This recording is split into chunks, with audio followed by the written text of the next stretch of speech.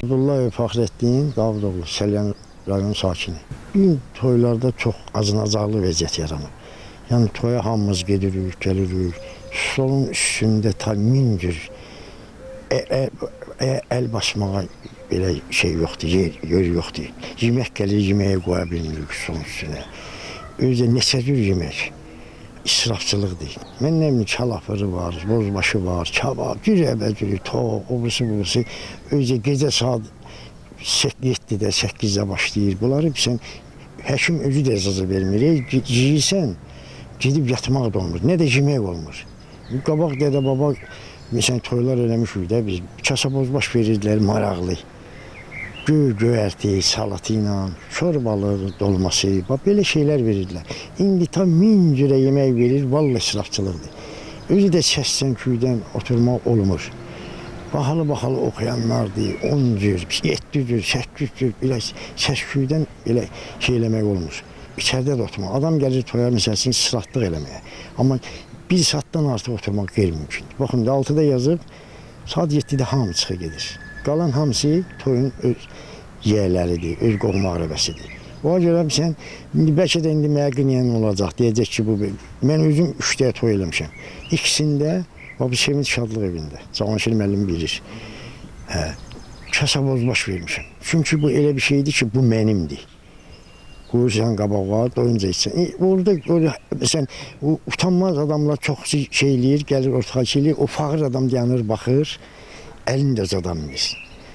Mən kasa bozbaşı verdim, arvadlı kişili, bəlkə 700 adam var idi.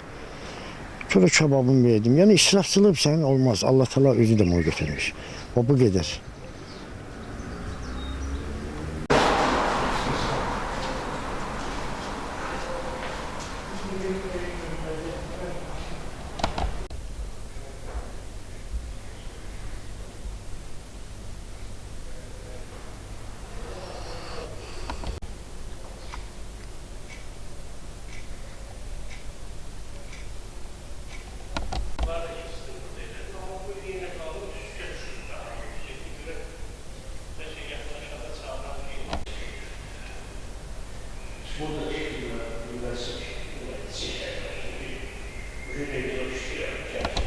Lətif Zərbəliyev, Salyan sakini. Mən ömrümün 50 ilini toylara aparıcılıq eləmişəm.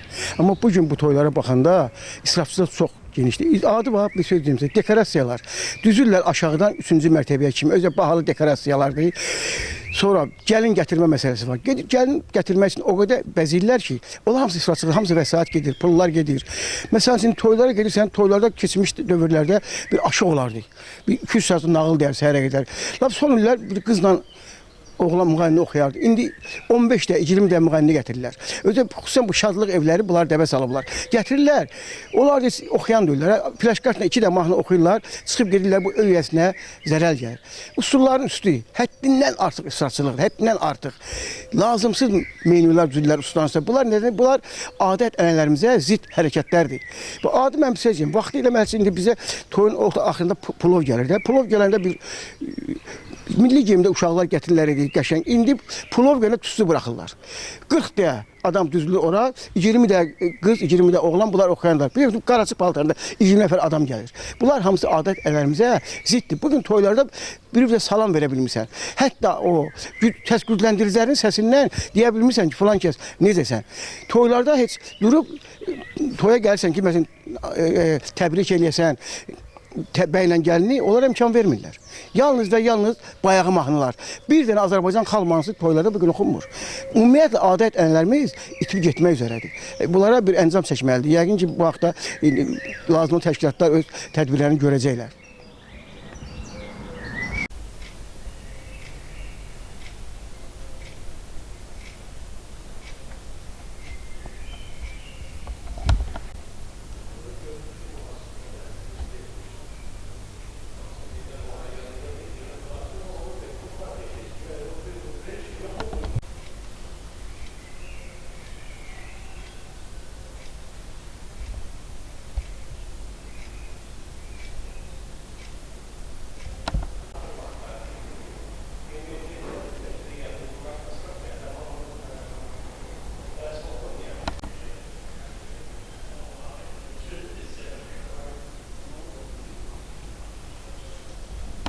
Salyan rayon sakini Allahverdi Piriyev.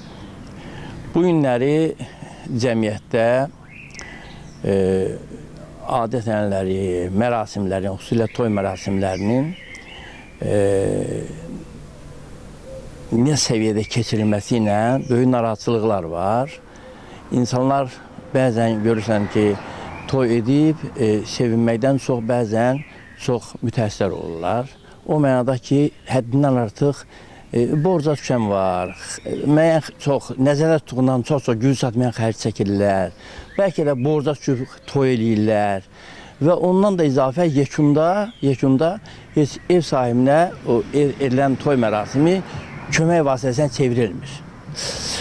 Amma belə deyək ki, bəzi tarixə necə olub? Əslində qalanda bu el şənliyidir. El şənliyi isə ailənin təntənəsidir.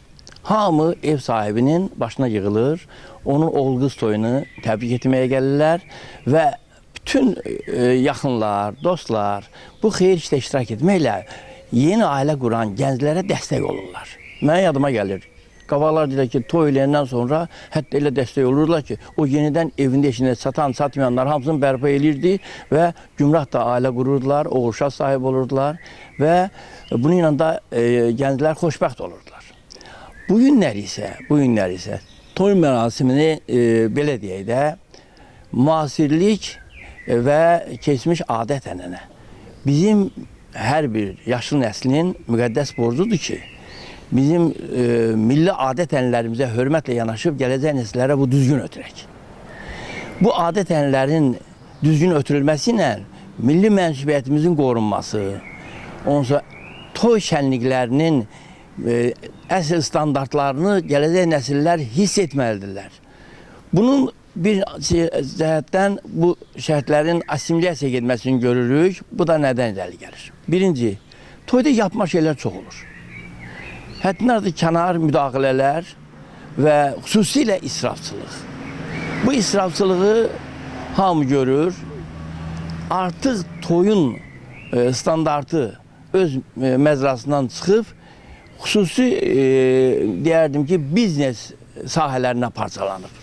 Amma açıq deyək ki, müsbət cəhətlər də var ki, qabaqlar çox əziyyət çəkirdilər, bu üçün palatka qur, bu üçün yer təşkil edilən, bir də ki, hazır şadlıq evləri var. İndi fikirləşəndə ki, toy mərasimi keçirilən məkanın adına şadlıq sarayı deyirlər. Amma toya çox əziyyət çəkilən şadlıqdan başqa, bəlkə 70% ona belə hamını yoran, hamını belə nətərdim, əldən salan, çoxluq xərc aparan şeylər sərb olunur. Şadlığa çox az yer verilir. Ona görə də mən qardaş Türkiyədə, mən orada mənə qismət olub ki, iştirak etmişəm. Orada toy mərasimi keçirilən yerə folklor sarayı deyirlər. Bizdə bir folklor keçmiş tarixə hörmətdir. Və orada çox adamlar, deməli, toya gələndə elə yeyib gəlirlər. Sadəcə orada müəyyən kiçik çeşiddə müəyyən yemək dammaq üçün su, soğuk və yaxud da kiçik desert şeylər qoyurlar ki, şənlik eləyəndə, oynayanda gəlib onu neynəsinlər, ondan istifadə eləsinlər. Mən hesab edirəm ki, bu toyun standartı olmalıdır. Bugünkü dövrdə adət-ənənələrimizə zidd olan yabancı ünsürlərə rəvac vermək lazımdır.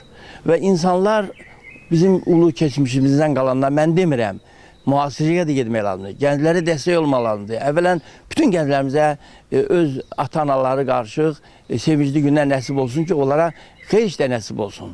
Və xalqımızın, deməli, məsələn, biz bilirik ki, vətən müharibəsində gənclərimiz nə qədər böyük zəfərə imza atdılar. Onlar doğrudan da sevməyə, xoşbəxt olmağa layiqdirlər. Bizim gözəl gəncliyimiz var. Amma bu gənclik adət-ənənələrimizi özündə daşısa, sözsüz ki, biz içində çox xoş olar. Ona görə də yabancı ünsürlərin, israfçılığa yol verilən cəhətlərin deməli, qarşısını alması üçün toyun standartları olmalıdır. Adı süfrədən tutmuş, toy idarə olunmasına qədər.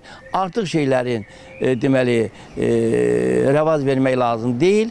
O da ev sahibinə, toy edən şəxsə və gənclərin özünə də toy qutarandan sonra yük olmasın, ürəyi açılsın. Bu baxımdan mən hesab edirəm ki, cəmiyyət də buna öz sözünü deməlidir.